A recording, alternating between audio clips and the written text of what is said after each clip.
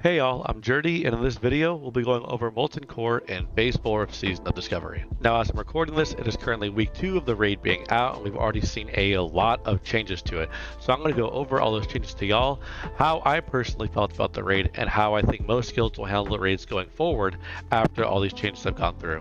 Side note, I know, where am I? I'm in Los Angeles at my sister's apartment. I'm on vacation. Just wanted to get this video out to y'all. So we had 2 blue posts that went out before week 2 was live.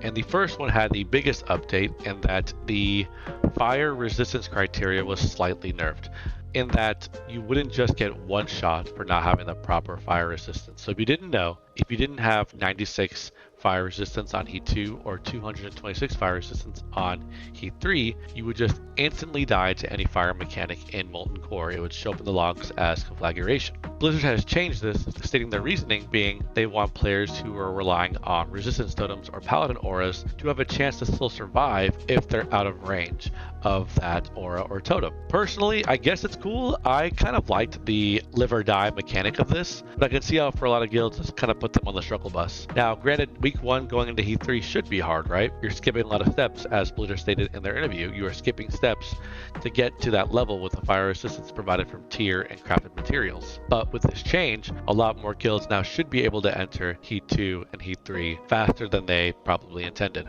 The second blue post showed some nerfs for some bosses. Ragnaros no longer submerges twice on heat 1. Baron Geddon now casts Armageddon at 5% on heat 1. Baron Geddon now casts 2 living bombs at a time on heat 2. Living bomb no longer leaves living fallout pools on heat 1, so a lot of Baron Geddon changes. That was a struggle bus boss for a lot of people, it seems, on heat 1 and 2. Flamewalker Protectors now cast Dominate Mind much less frequently. This is on Lucifron. This is a pretty big nerf because this was like a strong gatekeep for a lot of guilds week 1 in Molten Core. A lot of guilds were progging the first boss, so I guess that wasn't Blizzard's intention. So his ads will cast Dominate Mind control, a lot less. When we did this week 2, it was a lot easier than week 1. Now granted, when we finally killed it week 1, it was also easy when our decursors finally decursed stuff, but this also made it much simpler as well. This next one's worded weirdly, at least for me. It says maximize the cast and recast times of several dispel mechanics. I'm assuming that just means that any encounters or boss fights that have a dispel or decurse will now cast those abilities a lot less frequently, which again makes the raids more easy, or rather more accessible if your group doesn't have a lot of mages and druids or a lot of priests and paladins. These nerfs don't necessarily make it super duper easy for guilds who haven't cleared it on heat 2 or 3 yet, but it definitely does make it easier for the guilds who already did that. Like my guild, when we did heat 2, we were 8 out of 10 week 1. This past Tuesday, we were 10 out of 10 in one night. But I don't want to say it's because of the nerfs, it's because we got more gear and we knew how the fights went. And speaking of my guilds, I want to talk about my experience with Molten Core and how I feel about the raid personally. I enjoy it. I know there's some criticisms and some are extremely valid and some are kind of a little silly, but the 2 critiques I heard the most were they're just rehashed Season of Mastery mechanics, which I never played Season of Mastery, so these mechanics were new to me, and the secret last boss on heat 3 being just a flaming ball sack, right? So the latter, I understand that. That's kind of lame. I get it. Like, I was expecting something cooler too. I would have loved just like a giant hologram Agron to fight over a giant ball called the Molten Core. But when they explained it in an interview they did with Ebonheart, I understand it. Like, you have the Hydraxian Waterlords helping you. It really feels like you cleared out Molten Core and the Hydraxian Waterlords have taken over. You have Duke Hydraxian helping you out. I understand the lore or the implications behind the fight. I just think they could have done something a little cooler as a cool extra secret boss. In regards to the Season of Master mechanics, I get it.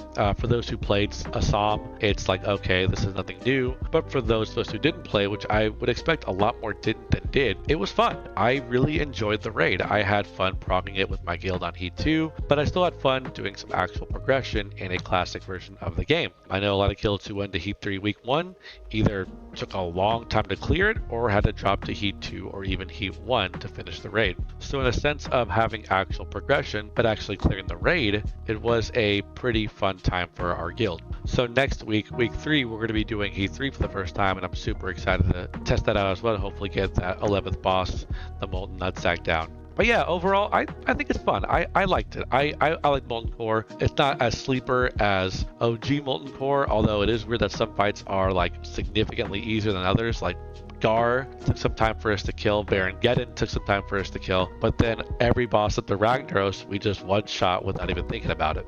But yeah, I'm just rambling at this point. I think they did a good job with this. I enjoyed the raid. Let me know what y'all think, though, down in the comments below. Going back to that interview with Agrin and Tim Jones, they talked about raid cadences, and we all had heard that we should expect Blackwing Lair a few weeks after Molten Core, and they have squashed that.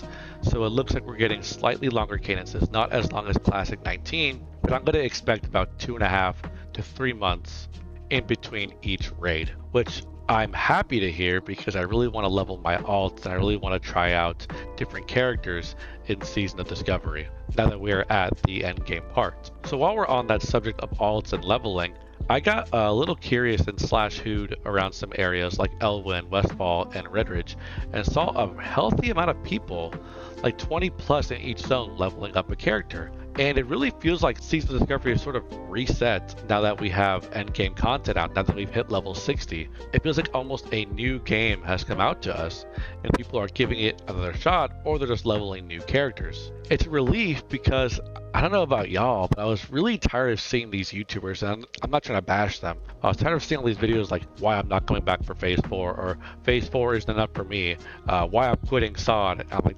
seeing all that just really annoyed me. So it's nice to see a healthy leveling world in Azeroth, especially in a classic zone where every zone matters and leveling matters. Side note, my next big video project is about those YouTube videos, which you'll see hopefully next week when I get back from vacation. But yeah, I know this is a different video. This isn't how I usually do things. I'm usually more analytical and data focused. But I just wanted to get out something to talk to you about my thoughts and how I think the raid has been. I think overall it's been really fun. I have loved getting my previous gear. I have loved doing this newer version of Molten Core. Newer, I guess. But let me know what y'all think down in the comments below. I'll have a tank tip guides for Molten Core when I'm back. I'm going to keep rambling, so I'm going to stop talking here. As always, thanks for stopping by. Thanks for saying hi, and I'll see y'all in the next video.